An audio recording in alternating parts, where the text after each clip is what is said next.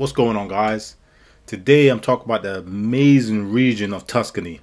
So in this video I'm breaking down how you can perfectly explore the Tuscany region. Basically, when you're going into the Tuscany region, you're flying into Pisa. Pisa is probably the best located airport and the cheapest airport to fly in, especially if you're going in from Europe.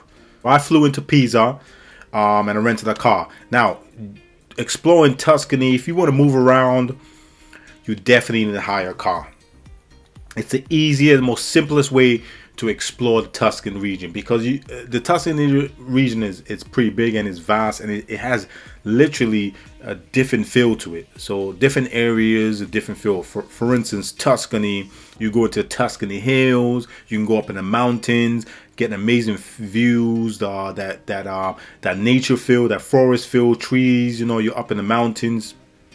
Scenery wise, amazing. Also, you can go on winery tours in the Tuscany Hills, stay in villas in the Tuscany Hills. So you got Tuscany Hills. Then you can have the city vibes where you can go and stay in Florence and just witness and take in the architecture and just the history and culture in the city. Of course, you got to go check out all the historical facts of the Tuscany region, especially the Pisa, the Leaning Tower of Pisa. You definitely got to check that out. But you also, Tuscany actually has a beach. It has a coastline, so you can even drive down to the coast and experience that. So what I did in my last trip is I literally explored the whole region, and I tried out different parts. So in this video, I'm just going to break down everything for you and make it easier for you to navigate. So rent a car at the airport in Pisa, pick up your car, and you want to start in Pisa. It makes sense. So let's start in Pisa.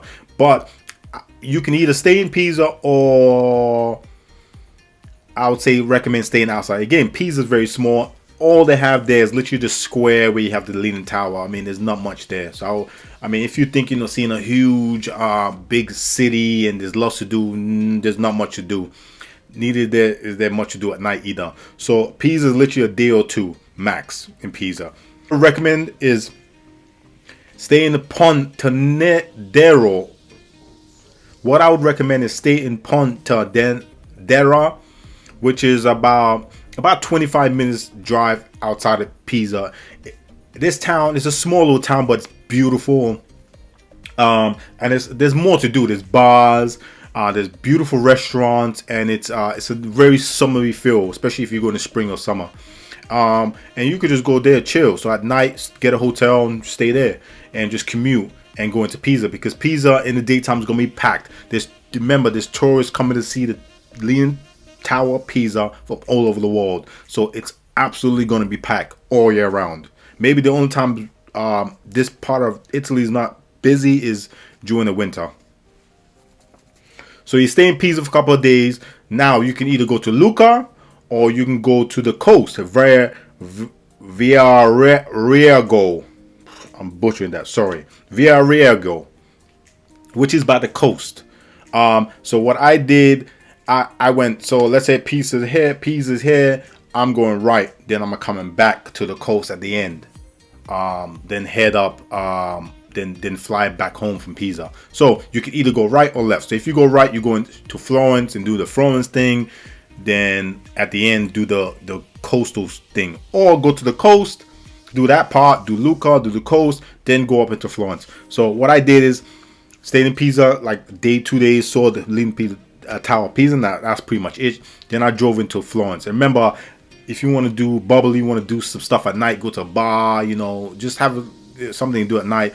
You don't want to be in Pisa. So go to Florence. In Florence, you can stay 3 to 4 days. The good thing about Florence, you could do a little day trips, like for instance, do a winery tour in the Enchanting region, which is just outside of Florence. You can stay anywhere in Florence. Again, mindful, Florence in the whole Tuscany region is the most famous city, so it'll be super busy, and also very expensive. So hotels generally be expensive, and again, Florence is pretty big, so depending where you are, if you're not downtown in the old town, there'll be a lot of moving around, and depending where you're located in the city. So yeah, and again, also driving in Florence is absolutely horrible. I'm talking about in the center, it's forbidden actually to drive in the center, especially in the daytime. Maybe at night after some hours.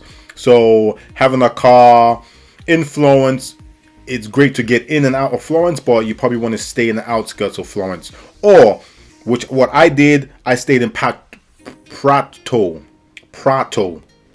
Prato's it's an industrial city just outside of Florence, and it's a really dope city actually, very nice city. Staying in a dope hotel, and for me it was great because I wanted to go into Florence in the day, do my thing, have a good time. Then at night, maybe go out for a drink or so at night. Then just go back, head out of Florence at night, because Florence gets very busy, especially in the summer and in spring. So I didn't really want to stay in Florence. I just wanted to come in and out. So great options to stay in Prato, and it's only like a 20 minute drive from Florence. And with Florence, obviously when you're in Florence, you have to go check out the Tuscany hills for sure. And you have to, most importantly, go check out the Chianti region. Chianti is where they make the best and produce the best wines in the whole of Italy. So in the Chianti region, you have loads of amounts of wine tours, day tours, where you go into wineries and check out the wine, how to find out how the wine is produced. And also you could do either food and wine tours. I did a food and wine tour. If you having difficulty finding a very good wine tour, a winery tour in the Chianti region, just give me a shout, and or check out my videos in the past. And I did one of the best winery tours in the Tuscan region, well, in the Florence Tuscan region. Once you've done once you've done some, your various things in Florence, I recommend Florence, 3 to 4 days. I mean, up to you, depending how long you have. Let's say you have about 8 days. I had about 6 to 8 days. A day in Pisa, 2 days in Pisa max, 3 days in Florence. Then I drove to the coast. Riego. Sorry. Italians, I apologize. My pronunciation is absolutely horrible. I apologize. So this is coastal town. Oh man, the coast. Again, when sometimes people think Tuscany, you just think wine. Tuscany hills, Florence. Tuscany has a beach. Yes, it has a coastal line. You just have to drive. It's about a 2-hour drive from Florence, and it's absolutely breathtaking, beautiful. I would recommend staying in Verrego. And this is like in the middle, because for me this is a lot more of an older people town, but for me it was great. It had great beaches, and just a whole strip of beaches, and you can figure out what beach you want to go to. Some hotels have associated with some of the beaches, so they have deals for the beaches, so find out from your hotel. And you could just chill there. I just chilled there for like 3-4 days, and I absolutely loved it. Also, you can from there you could drive into the Tuscany hills, maybe get a hotel by the coast, then get a hotel right into the Tuscany hills for like a day or two, and get one of the villas. One of my friends had a villa. We went there for the day. It was absolutely amazing. All up in the Tuscany hills. It's amazing. For me, this region was breathtaking. And the coast has everything. You have your beaches. You could find out day stuff to do as well. But again, it's more of a beach vibe, right? Very chilled, and again also has nightlife. Lots of nightlife.